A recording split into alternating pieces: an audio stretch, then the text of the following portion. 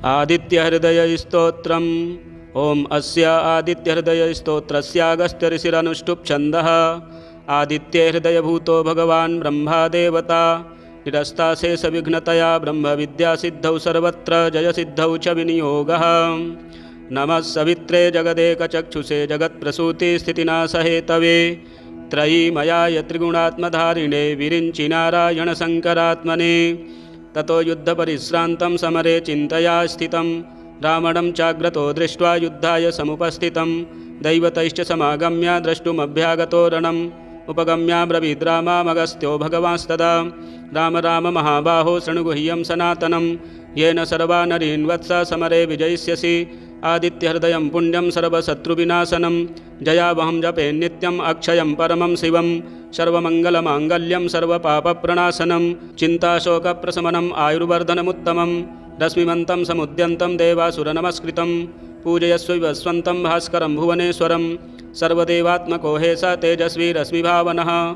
एष देवासुरगणान् लोकान् पातिगभस्तिभिः एष ब्रह्मा च विष्णुश्च शिवः स्कन्दः प्रजापतिः महेन्द्रो धनदः कालो यमः सोमो हेपाम्पतिः पितरो वसवः साध्या ह्यश्विनौ मरुतो मनुः वायुर्वह्निः प्रजाप्राणः ऋतुकर्ता प्रभाकरः आदित्यः सविता सूर्यः खगः पूषा गभस्तिमान् सुवर्णसदृशो भानुः हिरण्यरेतादिवाकरः हरिदस्वः सहस्रार्चिः सप्तसप्तिर्मरीचिमान् तिमिरोन्मथनः शम्भुः त्वष्टा मार्तण्डको सुमान् हिरण्यगर्भः शिशिरः तपनो भास्करो रविः अग्निगर्भोदितेः पुत्रः शङ्खः शिशिरनाशनः व्योमनाशस्तमो भेदी ऋग्यजुः सामपारगः धनावृष्टिरपां मित्रो विन्ध्यवीथि प्लवङ्गमः आतपी मण्डली मृत्युः पिङ्गलः सर्वतापनः कविर्विश्वो महातेजा रक्तः सर्वभवोद्भवः नक्षत्रग्रहताराणाम् अधिपो विश्वभावनः तेजसामपि तेजस्वी द्वादशात्मन्नमोऽस्तु ते।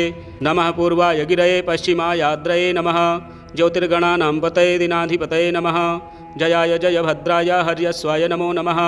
नमो नमः सहस्रांशो आदित्याय नमो नमः नमः उग्राय वीराय सारंगाय नमो नमः नमः पद्मप्रबोधाय मार्ताण्डाय नमो नमः ब्रह्मेशानाच्युतेशाय सूर्यायादित्यवर्चसे भास्वते सर्वभक्षाय रौद्राय वपुषे नमः तमोघ्नाय हिमघ्नाय शत्रुघ्नायामितात्मने कृतघ्नघ्नाय देवाय ज्योतिषाम्पतये नमः तप्तचामीकराभाय वह्नये विश्वकर्मणे नमस्तमोभिनिघ्नाय रुचये लोकसाक्षिणे नाशयत्तेषु वैभूतं तदेव सृजति प्रभुः पायत्तेष तपत्तेष वर्षत्तेष गभस्तिभिः एष सुप्तेषु जागर्ति भूतेषु परिनिष्ठितः एष चैवाग्निहोत्रं च फलं चैवाग्निहोत्रिणां वेदाश्च कृतवश्चैव क्रतूनां फलमेव च यानि कृत्यानि लोकेषु सर्व एव रविः प्रभुः एनमापत्सु कृच्छ्रेषु कान्तारेषु भयेषु च कीर्तयन् पुरुषः काश्चिन्नावासीदति राघव पूजयस्वैनमेकाग्रो देवदेवं जगत्पतिम् एतत्त्रिगुणितं जप्त्वा युद्धेषु विजयिष्यसि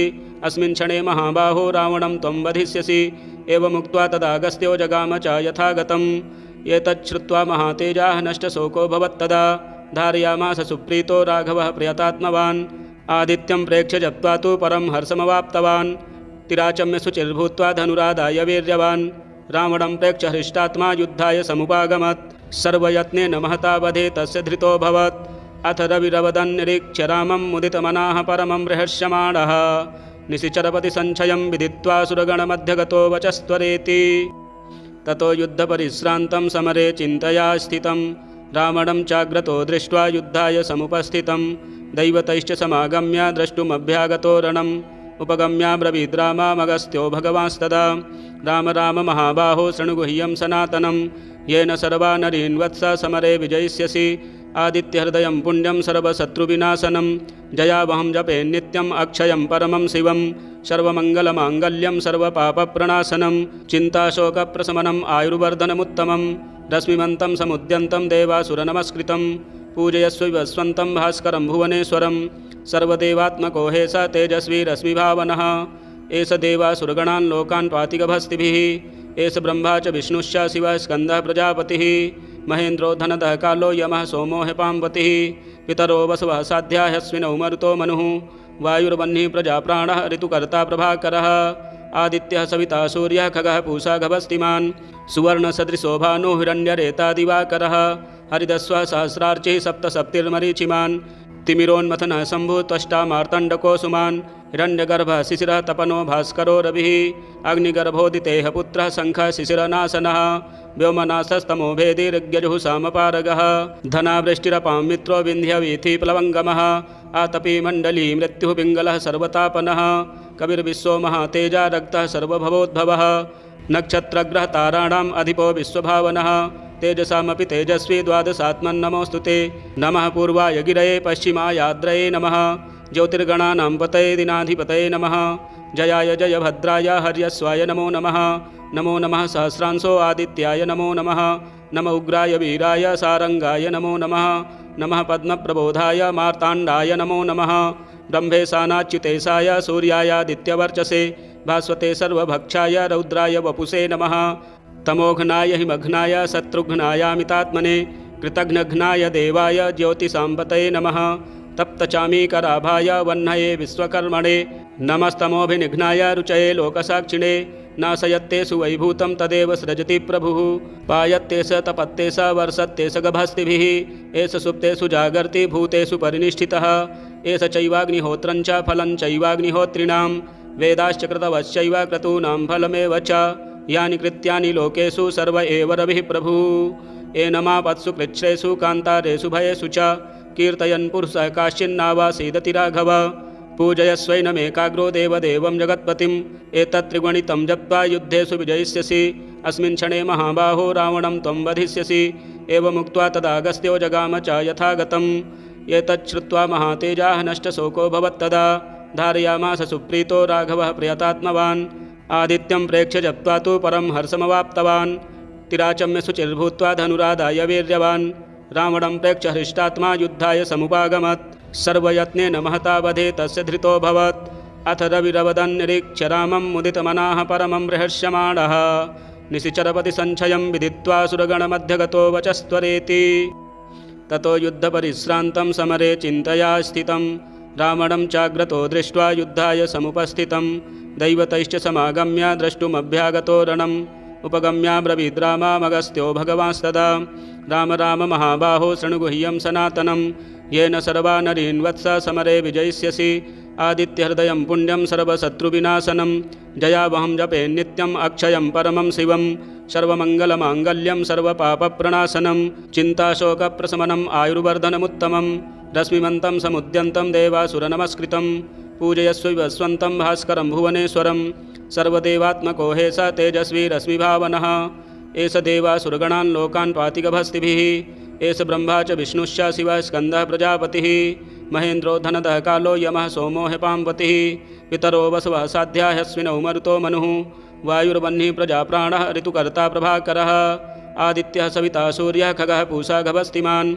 सुवर्णसदृशो भानुः हिरण्यरेता दिवाकरः हरिदस्वः सहस्रार्चिः सप्तसप्तिर्मरीचिमान् तिमिरोन्मथनः शम्भुः त्वष्टा मार्तण्डको सुमान् हिरण्यगर्भः शिशिरः तपनो भास्करो रविः अग्निगर्भोदितेः पुत्रः शङ्खः शिशिरनाशनः व्योमनाशस्तमो भेदिर्यजुः सामपारगः धनावृष्टिरपां मित्रो विन्ध्यवीथि प्लवङ्गमः आतपी मण्डली मृत्युः पिङ्गलः सर्वतापनः कविर्विश्वो महातेजा रक्तः सर्वभवोद्भवः नक्षत्रग्रहताराणाम् अधिपो विश्वभावनः तेजसामपि तेजस्वी द्वादशात्मन्नमोऽस्तु ते नमः पूर्वाय गिरये पश्चिमायाद्रये नमः ज्योतिर्गणानां पतये दिनाधिपतये नमः जयाय जयभद्राय हर्यस्वाय नमो नमः नमो नमः सहस्रांशो आदित्याय नमो नमः नमः उग्राय वीराय सारंगाय नमो नमः नमः पद्मप्रबोधाय मार्ताण्डाय नमो नमः ब्रह्मेशानाच्युतेशाय सूर्यायादित्यवर्चसे भास्वते सर्वभक्षाय रौद्राय वपुषे नमः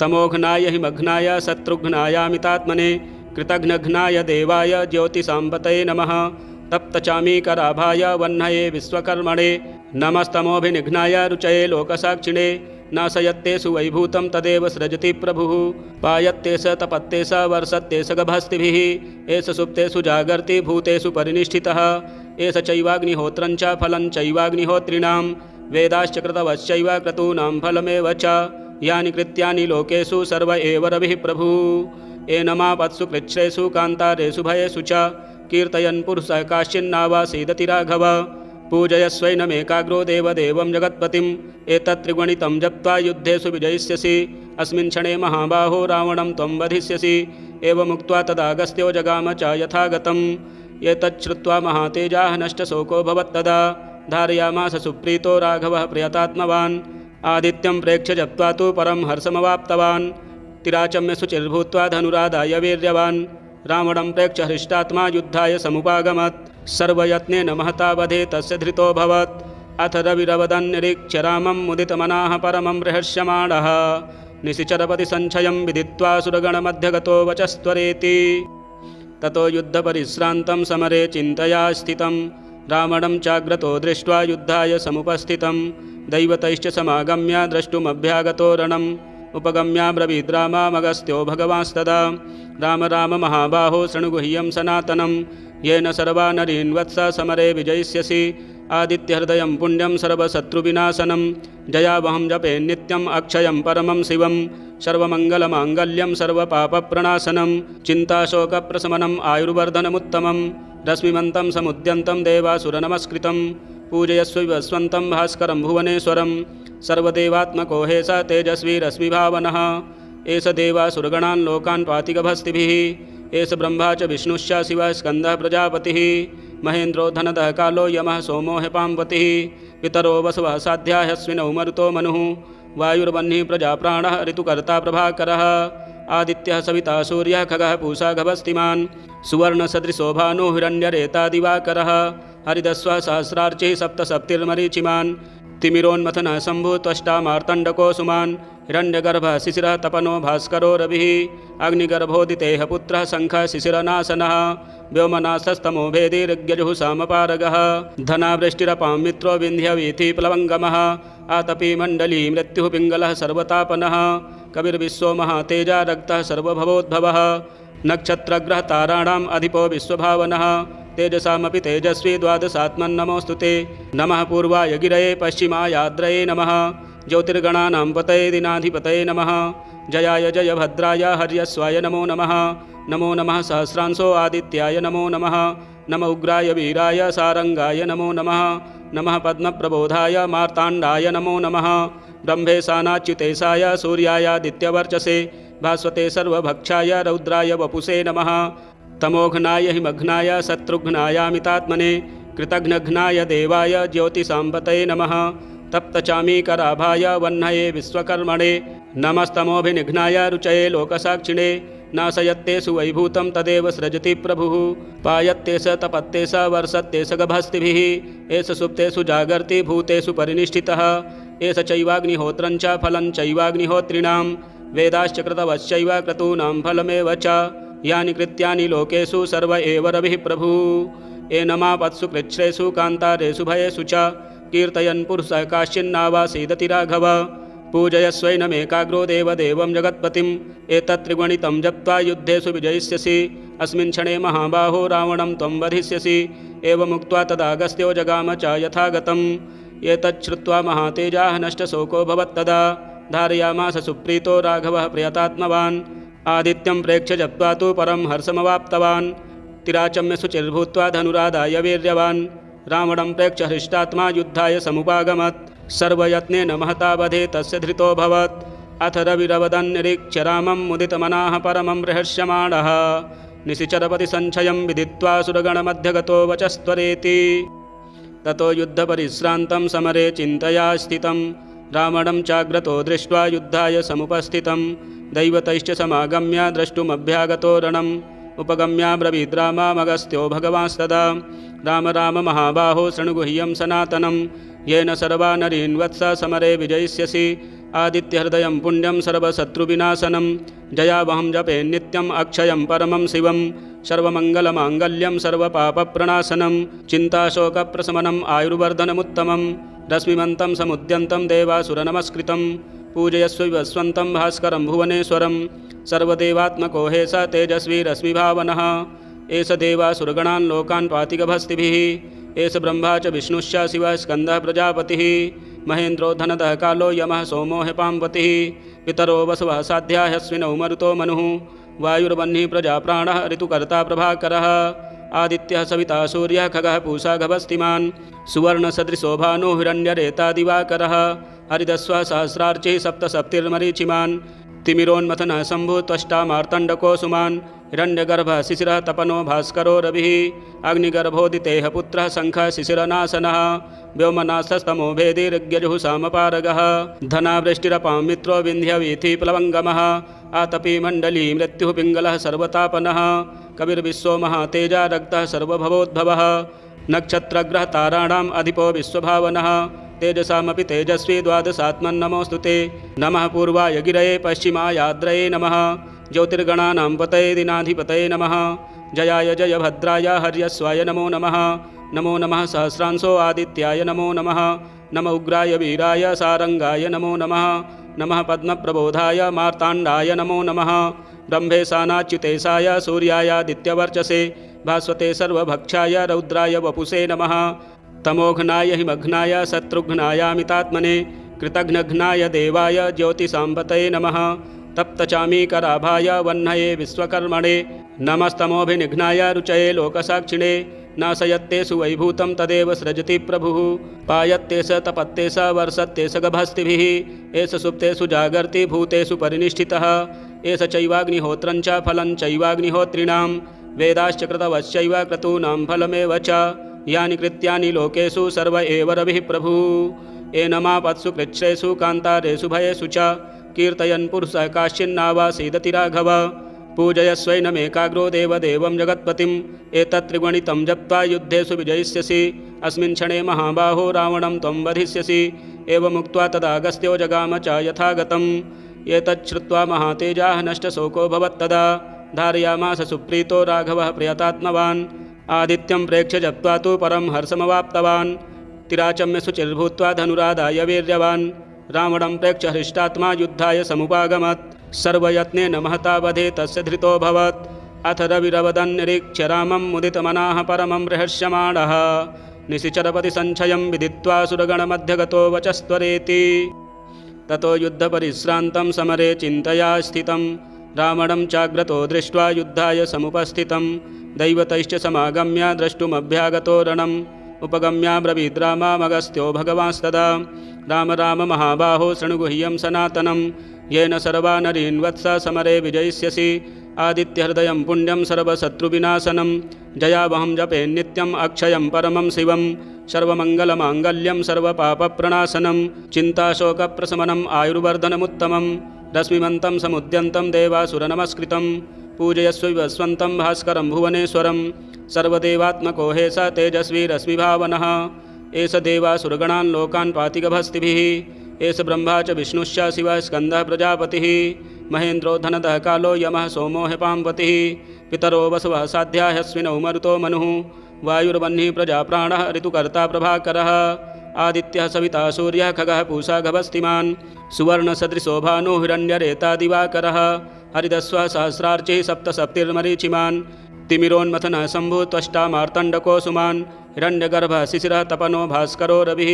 अग्निगर्भोदितेः पुत्रः शङ्खः शिशिरनाशनः व्योमनाशस्तमो भेदिर्यजुः सामपारगः धनावृष्टिरपां मित्रो विन्ध्यवीथि प्लवङ्गमः आतपी मण्डली मृत्युः पिङ्गलः सर्वतापनः कविर्विश्वो महातेजा रक्तः सर्वभवोद्भवः नक्षत्रग्रहताराणाम् अधिपो विश्वभावनः तेजसामपि तेजस्वी द्वादशात्मन्नमोऽस्तु ते नमः पूर्वाय गिरये पश्चिमायाद्रये नमः ज्योतिर्गणानां पतये दिनाधिपतये नमः जयाय जयभद्राय हर्यस्वाय नमो नमः नमो नमः सहस्रांशो आदित्याय नमो नमः नमः उग्राय वीराय सारंगाय नमो नमः नमः पद्मप्रबोधाय मार्ताण्डाय नमो नमः ब्रह्मेशानाच्युतेशाय सूर्यायादित्यवर्चसे भास्वते सर्वभक्षाय रौद्राय वपुषे नमः तमोघ्नाय हिमघ्नाय शत्रुघ्नायामितात्मने कृतघ्नघ्नाय देवाय ज्योतिषाम्पतये नमः तप्तचामीकराभाय वह्नये विश्वकर्मणे नमस्तमोभिनिघ्नाय रुचये लोकसाक्षिणे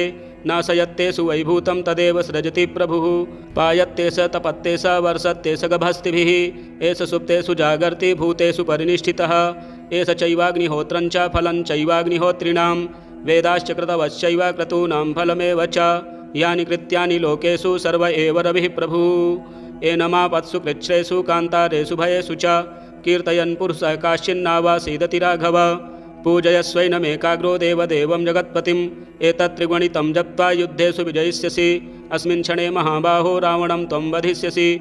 एवमुक्त्वा तदागस्त्यो जगाम च यथागतम्।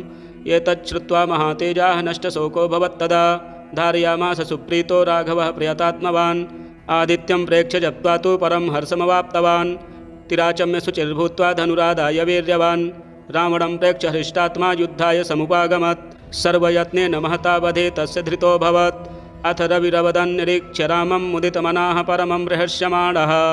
निशिचरपतिसञ्चयं विदित्वा सुरगणमध्यगतो वचस्त्वरेति। ततो युद्धपरिश्रान्तं समरे चिन्तया स्थितं रावणं चाग्रतो दृष्ट्वा युद्धाय समुपस्थितं। दैवतैश्च समागम्य द्रष्टुमभ्यागतो रणम्। उपगम्याब्रवीद् रामामगस्त्यो भगवांस्तदा राम राम महाबाहो शृणुगुह्यं सनातनं। येन सर्वा नरीन् वत्स समरे विजयिष्यसि। आदित्यहृदयं पुण्यं सर्वशत्रुविनाशनं। जयावहं जपे नित्यम् अक्षयं परमं शिवं। सर्वमङ्गलमाङ्गल्यं सर्वपापप्रणाशनं। चिन्ताशोकप्रशमनम् आयुर्वर्धनमुत्तमं। रश्मिमन्तं समुद्यन्तं देवासुरनमस्कृतं। पूजयस्व विवस्वन्तं भास्करं भुवनेश्वरं। सर्वदेवात्मको हे स तेजस्वी रश्मिभावनः। एष देवासुरगणान् लोकान् पातिगभस्तिभिः। एष ब्रह्मा च विष्णुश्च शिवः स्कन्दः प्रजापतिः। महेन्द्रो धनदः कालो यमः सोमो ह्यपाम्पतिः। पितरो वसवः साध्या ह्यश्विनौ मरुतो मनुः। वायुर्वह्निः प्रजाप्राणः ऋतुकर्ता प्रभाकरः। आदित्यः सविता सूर्यः खगः पूषा गभस्तिमान्। सुवर्णसदृशो भानुः हिरण्यरेता दिवाकरः। हरिदस्वः सहस्रार्चिः सप्तसप्तिर्मरीचिमान्। तिमिरोन्मथनः शम्भुः त्वष्टा मार्तण्डको सुमान्।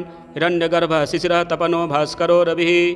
अग्निगर्भोदितेः पुत्रः शङ्खः शिशिरनाशनः।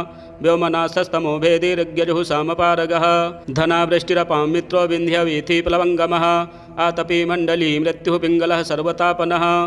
कविर्विश्वो महातेजा रक्तः सर्वभवोद्भवः। नक्षत्रग्रहताराणाम् अधिपो विश्वभावनः। तेजसामपि तेजस्वी द्वादशात्मन्नमोऽस्तु ते। नमः पूर्वाय गिरये पश्चिमायाद्रये नमः। ज्योतिर्गणानां पतये दिनाधिपतये नमः। जयाय जयभद्राय हर्यस्वाय नमो नमः। नमो नमः सहस्रांशो आदित्याय नमो नमः। नम उग्राय वीराय सारंगाय नमो नमः। नमः पद्मप्रबोधाय मार्ताण्डाय नमो नमः। ब्रह्मेशानाच्युतेशाय सूर्यायादित्यवर्चसे भास्वते सर्वभक्षाय रौद्राय वपुषे नमः। तमोघ्नाय हिमघ्नाय शत्रुघ्नायामितात्मने कृतघ्नघ्नाय देवाय ज्योतिषाम्पतये नमः। तप्तचामीकराभाय वह्नये विश्वकर्मणे नमस्तमोभिनिघ्नाय रुचये लोकसाक्षिणे। नाशयत्तेषु वैभूतं तदेव सृजति प्रभुः। पायत्तेष तपत्तेष वर्षत्तेष गभस्तिभिः। एष सुप्तेषु जागर्ति भूतेषु परिनिष्ठितः। एष चैवाग्निहोत्रं च फलं चैवाग्निहोत्रिणां। वेदाश्च कृतवश्चैव क्रतूनां फलमेव च। यानि कृत्यानि लोकेषु सर्व एव रविः प्रभुः। एनमापत्सु कृच्छ्रेषु कान्तारेषु भयेषु च कीर्तयन् पुरुषः काश्चिन्नावासीदति राघव। पूजयस्वैनमेकाग्रो देवदेवं जगत्पतिम्। एतत्त्रिगुणितं जप्त्वा युद्धेषु विजयिष्यसि। अस्मिन् क्षणे महाबाहो रावणं त्वं वधिष्यसि। एवमुक्त्वा तदागस्त्यो जगाम च यथागतम्। एतच्छ्रुत्वा महातेजाः नष्टशोको भवत्तदा धारयामास सुप्रीतो राघवः प्रयतात्मवान्। आदित्यं प्रेक्ष्य जप्त्वा तु परं हर्षमवाप्तवान्। तिराचम्य शुचिर्भूत्वा धनुरादाय वीर्यवान्। रावणं प्रेक्ष्य हृष्टात्मा युद्धाय समुपागमत्। सर्वयत्नेन महता वधे तस्य धृतोऽभवत्। अथ रविरवदन् निरीक्ष्य रामं मुदितमनाः परमं रहस्यमाणः। निशिचरपतिसञ्चयं विदित्वा सुरगणमध्यगतो वचस्त्वरेति। ततो युद्धपरिश्रान्तं समरे चिन्तया स्थितं रावणं चाग्रतो दृष्ट्वा युद्धाय समुपस्थितं। दैवतैश्च समागम्य द्रष्टुमभ्यागतो रणम्। उपगम्याब्रवीद् रामामगस्त्यो भगवांस्तदा राम राम महाबाहो शृणुगुह्यं सनातनं। येन सर्वा नरीन् वत्स समरे विजयिष्यसि। आदित्यहृदयं पुण्यं सर्वशत्रुविनाशनं। जयावहं जपे नित्यम् अक्षयं परमं शिवं। सर्वमङ्गलमाङ्गल्यं सर्वपापप्रणाशनं। चिन्ताशोकप्रशमनम् आयुर्वर्धनमुत्तमं। रश्मिमन्तं समुद्यन्तं देवासुरनमस्कृतं। पूजयस्व विवस्वन्तं भास्करं भुवनेश्वरं। सर्वदेवात्मको हे स तेजस्वी रश्मिभावनः। एष देवासुरगणान् लोकान् पातिगभस्तिभिः। एष ब्रह्मा च विष्णुश्च शिवः स्कन्दः प्रजापतिः। महेन्द्रो धनदः कालो यमः सोमो ह्यपाम्पतिः। पितरो वसवः साध्या ह्यश्विनौ मरुतो मनुः। वायुर्वह्निः प्रजाप्राणः ऋतुकर्ता प्रभाकरः। आदित्यः सविता सूर्यः खगः पूषा गभस्तिमान्। सुवर्णसदृशो भानुः हिरण्यरेता दिवाकरः। हरिदस्वः सहस्रार्चिः सप्तसप्तिर्मरीचिमान्। तिमिरोन्मथनः शम्भुः त्वष्टा मार्तण्डको सुमान् हिरण्यगर्भः शिशिरः तपनो भास्करो रविः अग्निगर्भोदितेः पुत्रः शङ्खः शिशिरनाशनः व्योमनाशस्तमो भेदिर्यजुः सामपारगः धनावृष्टिरपां मित्रो विन्ध्यवीथि प्लवङ्गमः आतपी मण्डली मृत्युः पिङ्गलः सर्वतापनः कविर्विश्वो महातेजा रक्तः सर्वभवोद्भवः नक्षत्रग्रहताराणाम् अधिपो विश्वभावनः तेजसामपि तेजस्वी द्वादशात्मन्नमोऽस्तु ते नमः पूर्वाय गिरये पश्चिमायाद्रये नमः ज्योतिर्गणानां पतये दिनाधिपतये नमः जयाय जयभद्राय हर्यस्वाय नमो नमः नमो नमः सहस्रांशो आदित्याय नमो नमः नम उग्राय वीराय सारंगाय नमो नमः नमः पद्मप्रबोधाय मार्ताण्डाय नमो नमः ब्रह्मेशानाच्युतेशाय सूर्यायादित्यवर्चसे भास्वते सर्वभक्षाय रौद्राय वपुषे नमः तमोघ्नाय हिमघ्नाय शत्रुघ्नायामितात्मने कृतघ्नघ्नाय देवाय ज्योतिषाम्पतये नमः तप्तचामीकराभाय वह्नये विश्वकर्मणे नमस्तमोभिनिघ्नाय रुचये लोकसाक्षिणे नाशयत्तेषु वैभूतं तदेव सृजति प्रभुः पायत्तेष तपत्तेष वर्षत्तेष गभस्तिभिः एष सुप्तेषु जागर्ति भूतेषु परिनिष्ठितः एष चैवाग्निहोत्रं च फलं चैवाग्निहोत्रिणां वेदाश्च कृतवश्चैव क्रतूनां फलमेव च यानि कृत्यानि लोकेषु सर्व एव रविः प्रभुः एनमापत्सु कृच्छ्रेषु कान्तारेषु भयेषु च कीर्तयन् पुरुषः काश्चिन्नावासीदति राघव पूजयस्वैनमेकाग्रो देवदेवं जगत्पतिम् एतत्त्रिगुणितं जप्त्वा युद्धेषु विजयिष्यसि अस्मिन् क्षणे महाबाहो रावणं त्वं वधिष्यसि एवमुक्त्वा तदागस्त्यो जगाम च यथागतम् एतच्छ्रुत्वा महातेजाः नष्टशोको भवत्तदा धारयामास सुप्रीतो राघवः प्रियतात्मवान् आदित्यं प्रेक्ष्य जप्त्वा तु परं हर्षमवाप्तवान् तिराचम्य शुचिर्भूत्वा धनुरादाय वीर्यवान् रावणं प्रेक्ष्य हृष्टात्मा युद्धाय समुपागमत्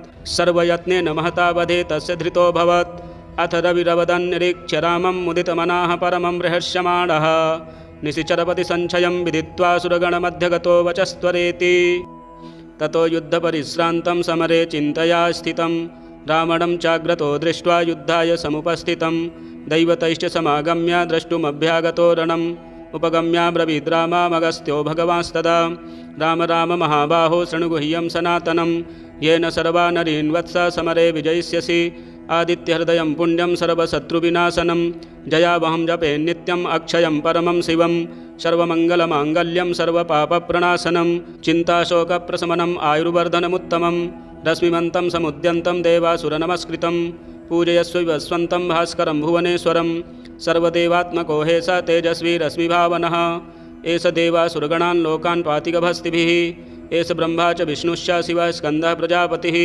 महेन्द्रो धनदः कालो यमः सोमो ह्यपाम्पतिः पितरो वसवः साध्या ह्यस्विनौ मरुतो मनुः वायुर्वह्निः प्रजाप्राणः ऋतुकर्ता प्रभाकरः आदित्यः सविता सूर्यः खगः पूषा गभस्तिमान् सुवर्णसदृशो भानुः हिरण्यरेता दिवाकरः हरिदस्वः सहस्रार्चिः सप्तसप्तिर्मरीचिमान् तिमिरोन्मथनः शम्भुः त्वष्टा मार्तण्डको सुमान् हिरण्यगर्भः शिशिरः तपनो भास्करो रविः अग्निगर्भोदितेः पुत्रः शङ्खः शिशिरनाशनः व्योमनाशस्तमो भेदिर्यजुः सामपारगः धनावृष्टिरपां मित्रो विन्ध्यवीथि प्लवङ्गमः आतपी मण्डली मृत्युः पिङ्गलः सर्वतापनः कविर्विश्वो महातेजा रक्तः सर्वभवोद्भवः नक्षत्रग्रहताराणाम् अधिपो विश्वभावनः तेजसामपि तेजस्वी द्वादशात्मन्नमोऽस्तु ते नमः पूर्वाय गिरये पश्चिमायाद्रये नमः ज्योतिर्गणानां पतये दिनाधिपतये नमः जयाय जयभद्राय हर्यस्वाय नमो नमः नमो नमः सहस्रांशो आदित्याय नमो नमः नम उग्राय वीराय सारंगाय नमो नमः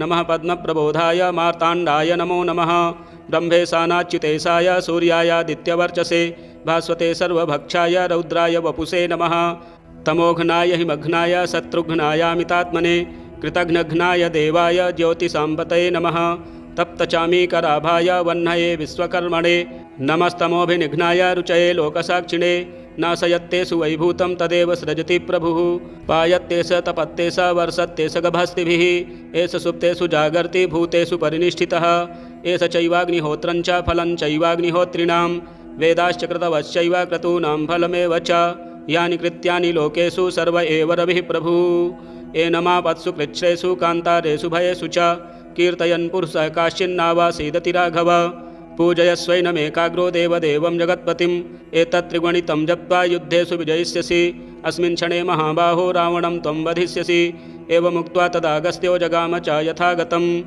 एतच्छ्रुत्वा महातेजाः नष्टशोको भवत्तदा धारयामास सुप्रीतो राघवः प्रियतात्मवान् आदित्यं प्रेक्ष्य जप्त्वा तु परं हर्षमवाप्तवान् तिराचम्य शुचिर्भूत्वा धनुरादाय वीर्यवान् रावणं प्रेक्ष्य हृष्टात्मा युद्धाय समुपागमत् सर्वयत्नेन महता वधे तस्य धृतोऽभवत् अथ रविरवदन्निरीक्ष्य रामं मुदितमनाः परमं रहस्यमाणः निशिचरपति संशयं विदित्वा सुरगणमध्यगतो वचस्त्वरेति ततो युद्धपरिश्रान्तं समरे चिन्तया स्थितं रावणं चाग्रतो दृष्ट्वा युद्धाय समुपस्थितं दैवतैश्च समागम्य द्रष्टुमभ्यागतो रणम् उपगम्याब्रवीद्रामामगस्त्यो भगवांस्तदा राम राम महाबाहो शृणुगुह्यं सनातनं येन सर्वानरीन् वत्स समरे विजयिष्यसि आदित्यहृदयं पुण्यं सर्वशत्रुविनाशनं जयावहं जपे नित्यम् अक्षयं परमं शिवं सर्वमङ्गलमाङ्गल्यं सर्वपापप्रणाशनं चिन्ताशोकप्रशमनम् आयुर्वर्धनमुत्तमं रश्मिमन्तं समुद्यन्तं देवासुरनमस्कृतं पूजयस्व विवस्वन्तं भास्करं भुवनेश्वरं सर्वदेवात्मको हे स तेजस्वी रश्मिभावनः एष देवासुरगणान् लोकान् पातिगभस्तिभिः एष ब्रह्मा च विष्णुश्च शिवः स्कन्दः प्रजापतिः महेन्द्रो धनदः कालो यमः सोमो ह्यपाम्पतिः पितरो वसवः साध्या ह्यस्विनौ मरुतो मनुः वायुर्वह्निः प्रजाप्राणः ऋतुकर्ता प्रभाकरः आदित्यः सविता सूर्यः खगः पूषा गभस्तिमान् सुवर्णसदृशो भानुः हिरण्यरेता दिवाकरः हरिदस्वः सहस्रार्चिः सप्तसप्तिर्मरीचिमान् तिमिरोन्मथनः शम्भुः त्वष्टा मार्तण्डको सुमान् हिरण्यगर्भः शिशिरः तपनो भास्करो रविः अग्निगर्भोदितेः पुत्रः शङ्खः शिशिरनाशनः व्योमनाशस्तमो भेदिर्यजुः सामपारगः धनावृष्टिरपां मित्रो विन्ध्यवीथि प्लवङ्गमः आतपी मण्डली मृत्युः पिङ्गलः सर्वतापनः कविर्विश्वो महातेजा रक्तः सर्वभवोद्भवः नक्षत्रग्रहताराणाम् अधिपो विश्वभावनः तेजसामपि तेजस्वी द्वादशात्मन्नमोऽस्तु ते नमः पूर्वाय गिरये पश्चिमायाद्रये नमः ज्योतिर्गणानां पतये दिनाधिपतये नमः जयाय जयभद्राय हर्यस्वाय नमो नमः नमो नमः सहस्रांशो आदित्याय नमो नमः नम उग्राय वीराय सारंगाय नमो नमः नमः पद्मप्रबोधाय मार्ताण्डाय नमो नमः ब्रह्मेशानाच्युतेशाय सूर्यायादित्यवर्चसे भास्वते सर्वभक्षाय रौद्राय वपुषे नमः तमोघ्नाय हिमघ्नाय शत्रुघ्नायामितात्मने कृतघ्नघ्नाय देवाय ज्योतिषाम्पतये नमः तप्तचामीकराभाय वह्नये विश्वकर्मणे नमस्तमोभिनिघ्नाय रुचये लोकसाक्षिणे नाशयत्तेषु वैभूतं तदेव सृजति प्रभुः पायत्तेष तपत्तेष वर्षत्तेष गभस्तिभिः एष सुप्तेषु जागर्ति भूतेषु परिनिष्ठितः एष चैवाग्निहोत्रं च फलं चैवाग्निहोत्रिणां वेदाश्च कृतवश्चैव क्रतूनां फलमेव च यानि कृत्यानि लोकेषु सर्व एव रविः प्रभुः एनमापत्सु कृच्छ्रेषु कान्तारेषु भयेषु च कीर्तयन् पुरुषः काश्चिन्नावासीदति राघव पूजयस्वैनमेकाग्रो देवदेवं जगत्पतिम् एतत्त्रिगुणितं जप्त्वा युद्धेषु विजयिष्यसि अस्मिन् क्षणे महाबाहो रावणं त्वं वधिष्यसि एवमुक्त्वा तदागस्त्यो जगाम च यथागतम् एतच्छ्रुत्वा महातेजाः नष्टशोको भवत्तदा धारयामास सुप्रीतो राघवः प्रियतात्मवान् आदित्यं प्रेक्ष्य जप्त्वा तु परं हर्षमवाप्तवान् तिराचम्य शुचिर्भूत्वा धनुरादाय वीर्यवान् रावणं प्रेक्ष्य हृष्टात्मा युद्धाय समुपागमत् सर्वयत्नेन महता वधे तस्य धृतोऽभवत् अथ रविरवदन्निरीक्ष्य रामं मुदितमनाः परमं रहस्यमाणः निशिचरपति संशयं विदित्वा सुरगणमध्यगतो वचस्त्वरेति ततो युद्धपरिश्रान्तं समरे चिन्तया स्थितं रावणं चाग्रतो दृष्ट्वा युद्धाय समुपस्थितं दैवतैश्च समागम्य द्रष्टुमभ्यागतो रणम् उपगम्याब्रवीद्रामामगस्त्यो भगवांस्तदा राम राम महाबाहो शृणुगुह्यं सनातनं येन सर्वानरीन् वत्स समरे विजयिष्यसि आदित्यहृदयं पुण्यं सर्वशत्रुविनाशनं जयावहं जपे नित्यम् अक्षयं परमं शिवं सर्वमङ्गलमाङ्गल्यं सर्वपापप्रणाशनं चिन्ताशोकप्रशमनम् आयुर्वर्धनमुत्तमं रश्मिमन्तं समुद्यन्तं देवासुरनमस्कृतं पूजयस्व विवस्वन्तं भास्करं भुवनेश्वरं सर्वदेवात्मको हे स तेजस्वी रश्मिभावनः एष देवासुरगणान् लोकान् पातिगभस्तिभिः एष ब्रह्मा च विष्णुश्च शिवः स्कन्दः प्रजापतिः महेन्द्रो धनदः कालो यमः सोमो ह्यपाम्पतिः पितरो वसवः साध्या ह्यस्विनौ मरुतो मनुः वायुर्वह्निः प्रजाप्राणः ऋतुकर्ता प्रभाकरः आदित्यः सविता सूर्यः खगः पूषा गभस्तिमान् सुवर्णसदृशो भानुः हिरण्यरेता दिवाकरः हरिदस्वः सहस्रार्चिः सप्तसप्तिर्मरीचिमान् तिमिरोन्मथनः शम्भुः त्वष्टा मार्तण्डको सुमान् हिरण्यगर्भः शिशिरः तपनो भास्करो रविः अग्निगर्भोदितेः पुत्रः शङ्खः शिशिरनाशनः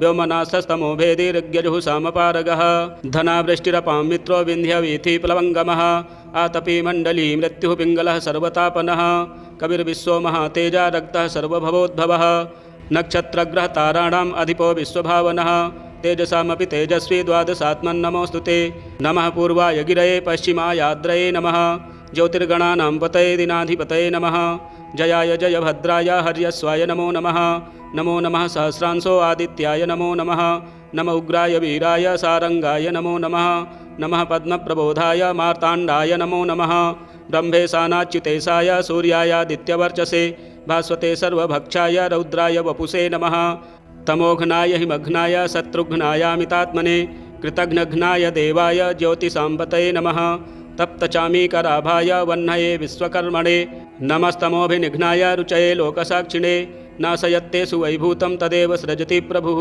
पायत्ते स तपत्ते स वर्षत्ते स गभस्तिभिः एष सुप्तेषु जागर्ति भूतेषु परिनिष्ठितः एष चैवाग्निहोत्रं च फलं चैवाग्निहोत्रिणां वेदाश्च कृतवश्चैव क्रतूनां फलमेव च यानि कृत्यानि लोकेषु सर्व एव रविः प्रभुः एनमापत्सु कृच्छ्रेषु कान्तारेषु भयेषु च कीर्तयन् पुरुषः काश्चिन्नावासीदति राघव पूजयस्वैनमेकाग्रो देवदेवं जगत्पतिम् एतत्त्रिगुणितं जप्त्वा युद्धेषु विजयिष्यसि अस्मिन् क्षणे महाबाहो रावणं त्वं वधिष्यसि एवमुक्त्वा तदागस्त्यो जगाम च यथागतम् एतच्छ्रुत्वा महातेजाः नष्टशोको भवत्तदा धारयामास सुप्रीतो राघवः प्रियतात्मवान् आदित्यं प्रेक्ष्य जप्त्वा तु परं हर्षमवाप्तवान् तिराचम्य शुचिर्भूत्वा धनुरादाय वीर्यवान् रावणं प्रेक्ष्य हृष्टात्मा युद्धाय समुपागमत् सर्वयत्नेन महता वधे तस्य धृतोऽभवत् अथ रविरवदन्निरीक्ष्य रामं मुदितमनाः परमं रहस्यमाणः निशिचरपति संशयं विदित्वा सुरगणमध्यगतो वचस्त्वरेति।